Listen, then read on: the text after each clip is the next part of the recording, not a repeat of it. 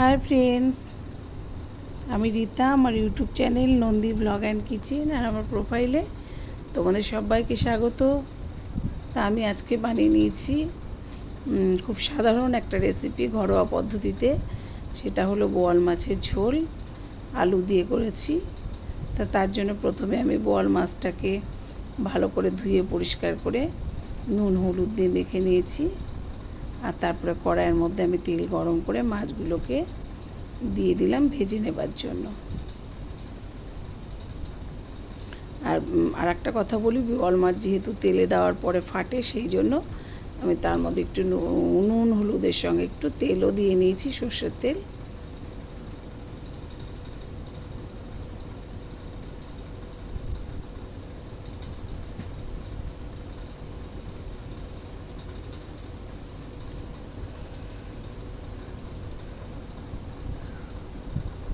তো এই মাছগুলো ভাজা হয়ে গেছে, আমি মাছগুলোকে একটা পাত্রে তুলে নিলাম।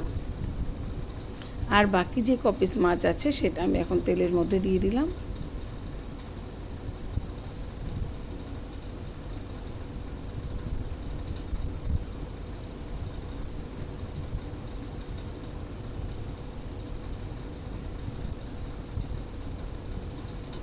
তো এই মাছগুলো আমি ভালো করে সুন্দর করে ভেজে একটা পাত্রে তুলে নিলাম।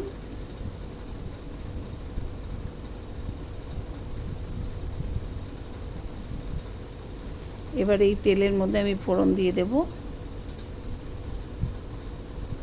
এখানে ফোড়নে আমি দিচ্ছি সেটা হচ্ছে জিরে আর হলো তেজপাতা।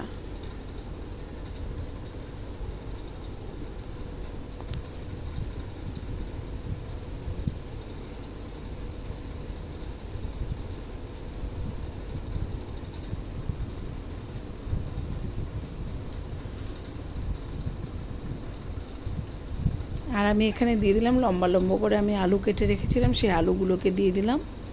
তবে আলুগুলোকে কিন্তু খুব ভালো করে একটু ভেজে নিতে হবে, তাই আমি একটু সময় ধরে আলুগুলোকে ভেজে নিলাম। আর এখানে আমি একটা মশলা পেস্ট করে রেখেছিলাম আগের থেকে, সেই মশলাটা দিয়ে দিলাম। এখানে ছিল জিরে, আদা, লঙ্কা আর ছিল অল্প করে একটু পেঁয়াজ। এই মশলাটাই আমি তেলের মধ্যে দিয়ে দিলাম। আর দিয়ে দিলাম এখানে হলুদ।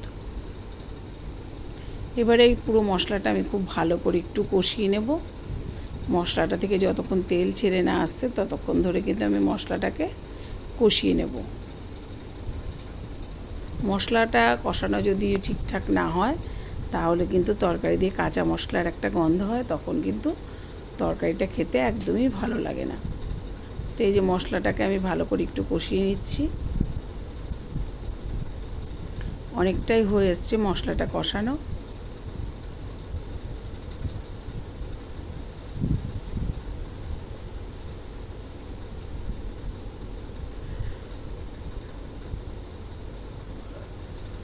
এবার আমি মশলার মধ্যে জল দিয়ে দিলাম, মশলাটা কষানো হয়ে গেছে।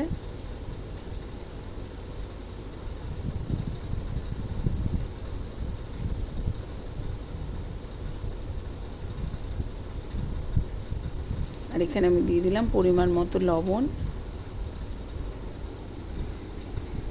আর এখানে ঝোলটা যে পরিমাণে ঝোলটা রাখবে সেই পরিমাণেই জলটা দিতে হবে।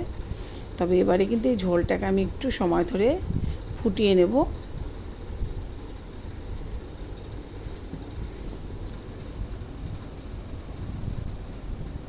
এই যে ঝোলটাকে আমি কিন্তু বেশ কিছুক্ষণ ফুটিয়ে নিলাম। তারপরে যে ভেজে রাখা মাছগুলো ছিল সেগুলো আমি ঝোলের মধ্যে দিয়ে দিলাম। তবে এবারে আবারও কিন্তু ঝোলটাকে কিছুক্ষণ মাছ দেওয়ার পরে ফুটিয়ে নিতে হবে।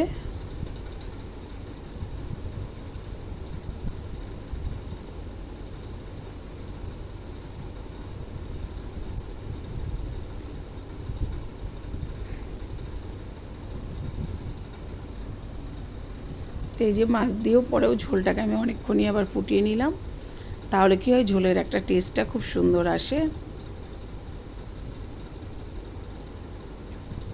এবার সবার শেষে আমি একটু জিরে ভাজা, মানে শুকনো খোলায় জিরেটা ভেজে গুঁড়ো করে রেখে দিয়েছি, সেই একটু ভাজা মশলার গুঁড়ো দিয়ে দিলাম।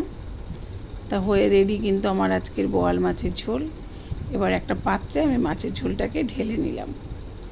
তো ফ্রেন্ডস, আমি এইভাবে একদম খুব ঘরোয়া পদ্ধতিতে বোয়াল মাছের ঝোলটা করলাম। তো তোমাদের ভালো লেগে থাকলে তোমরা আমার ভিডিওটাকে অবশ্যই তোমাদের কাছের মানুষের কাছে শেয়ার করো, আর অবশ্যই লাইক কমেন্টস করো। আর আমার YouTube channel Nandi blog and kitchen থেকে যারা দেখবে তারা অবশ্যই চ্যানেলটাকে সাবস্ক্রাইব করে দিও। তোমাদের সবাইকে টাটা।